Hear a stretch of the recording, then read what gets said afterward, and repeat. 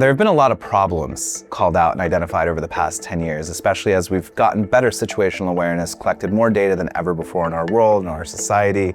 And it seems that there's a problem in every nook and cranny. And even worse, there's solutions. Everyone's proposed a solution for how we can make the world a better place, or have better, cleaner energy, or what we should focus on, or what's even a problem or not. And so it kind of seems right now that the biggest obstacle for us moving forward as a species isn't just, let's say, designing the right solution. It's how do we actually come together and align on which problems to tackle, in which order, and what values and principles do we want to keep in mind. If you look at countries like, for example, India, they had a really brilliant new identity system, Aadhaar. This was biometrics-based. It banked a lot of unbanked people who couldn't previously have any identifying documents and therefore no bank accounts. But the problem is it got breached because there's a centralized database, and it's very tough to make controls for that large scale of identity systems. So this is where you actually really need privacy, you really need identity. There are countries with less stable governments where maybe it gets taken over and then some really bad dictator can now know the address of everybody who was opposing them.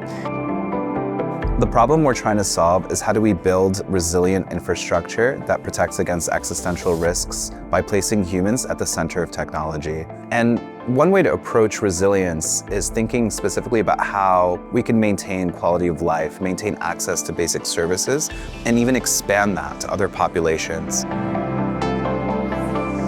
We're mostly just building technology for digital rights, whether it's identity, privacy, security, ease of access to cryptography, financial freedom. These are all within our realm of focus. We're looking to tackle challenges and bring these really great sovereign tools. We have end-to-end encryption, we have zero-knowledge identity for privacy, we have self-sovereign wallets where people can transfer money without the need of a bank or a government, but nobody can use them yet. So we need to bridge this gap from technology to humanity.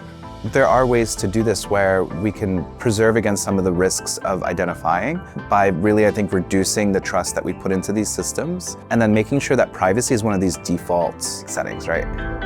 The basic idea is that the person always has full control. They're always consenting. Like, any interaction should begin with user consent over what they're disclosing.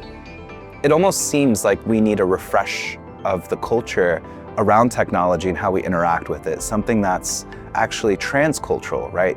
Where we bridge across shared values no matter where you're from or what your main issues or main challenges that you're trying to solve. There are going to be things that we all share because of our humanity and the planet that we call home.